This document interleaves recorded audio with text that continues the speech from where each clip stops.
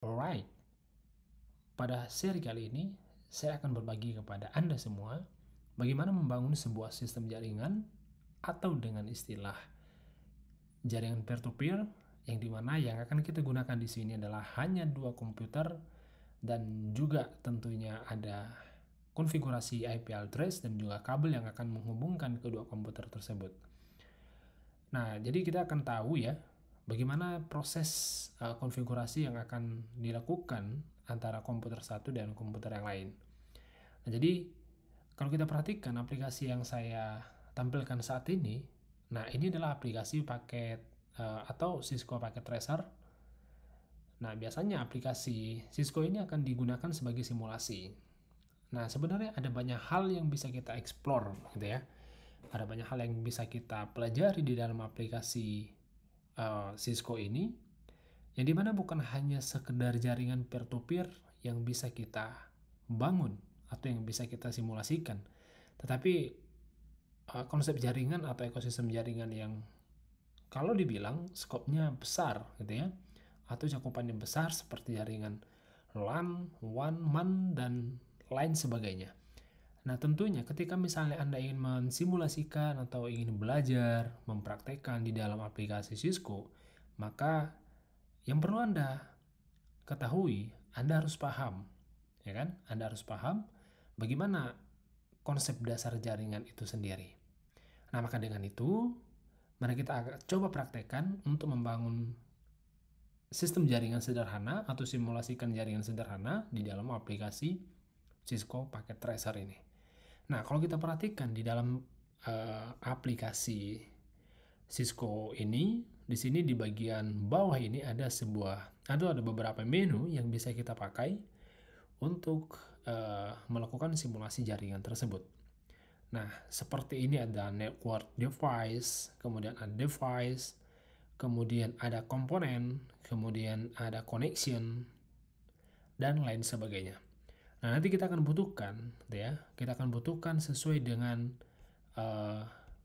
konsep jaringan yang mau kita bangun. Nah, karena pada saat ini saya akan membagikan kepada teman-teman semua bagaimana caranya membangun sebuah jaringan peer-to-peer, maka kita akan membutuhkan dua komputer saja dan tentunya satu connection atau kabel. Nah, maka dengan itu silakan dipilih bagian end device. Oke. Nah, ketika misalnya kita pilih ini, maka dia akan menampilkan device yang lain. Oke ya. Nah, ini kita coba hide aja dulu. Nah, maka dengan itu kita pilih yang end device. Nah, yang saya butuhkan di sini adalah hanya komputer. Nah, kemudian cara meletakkannya ke dalam area kerja ini, silakan klik aja komputernya di sini, kemudian klik lagi di area kerjanya, maka secara otomatis akan ditampilkan komputer yang kita klik tadi. Nah, begitu juga kalau misalnya ingin menambah, ya silakan klik komputernya sekali lagi dan letakkan di area kerja Anda.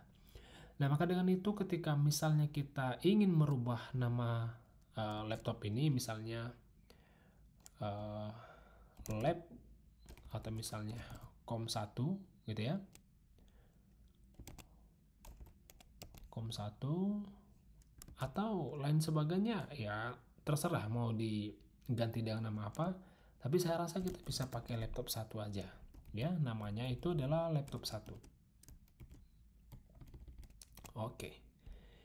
Nah, yang menjadi pertanyaan sekarang, bagaimana cara melakukan konfigurasi, ya, bagaimana mengkonfigurasikan antara kedua laptop ini sehingga bisa berkomunikasi satu sama lain. Nah, kalau kita perhatikan di dalam konsep jaringan itu ada yang akan menjadi sebagai server dan ada yang akan menjadi sebagai klien, kan begitu ya. Nah, seperti hal yang kita ketahui bahwa server itu adalah sebagai penyedia resource. Nah, sedangkan klien adalah yang memanfaatkan resource daripada server.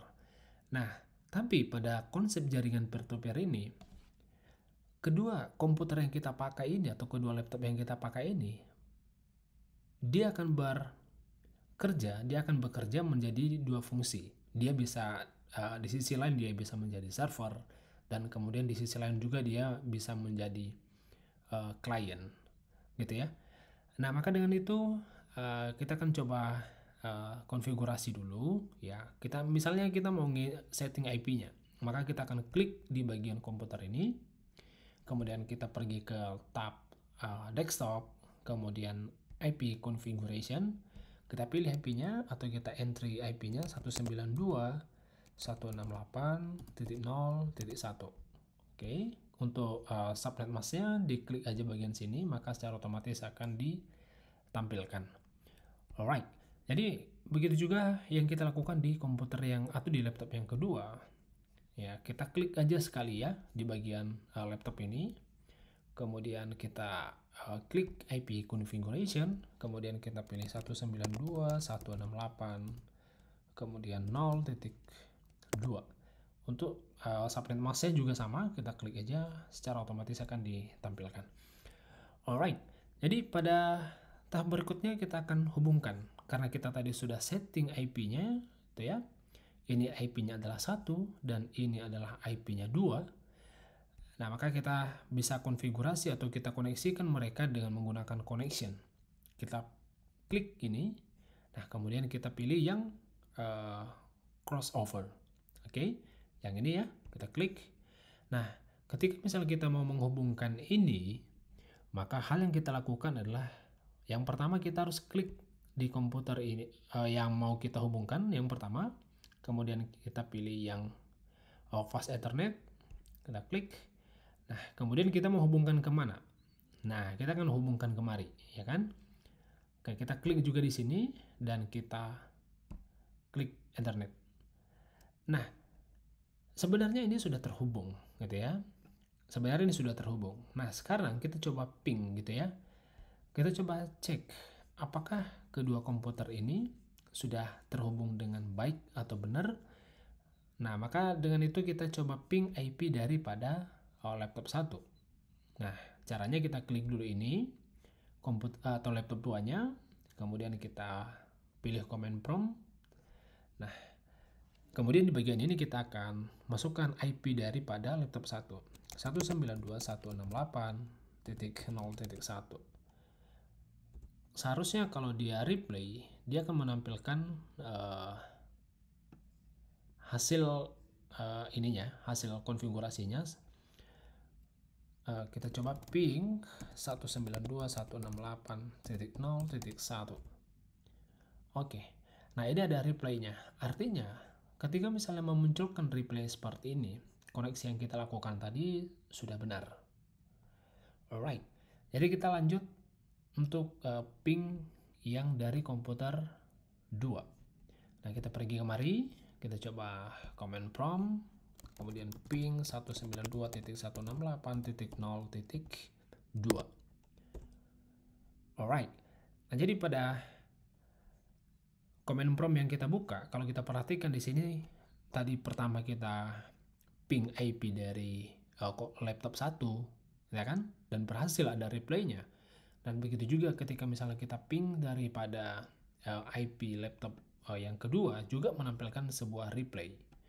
Nah, artinya bisa kita simpulkan bahwasannya konfigurasi yang kita lakukan ini sudah benar. Gitu ya, sudah benar. Nah, sekarang kita akan coba sending data antara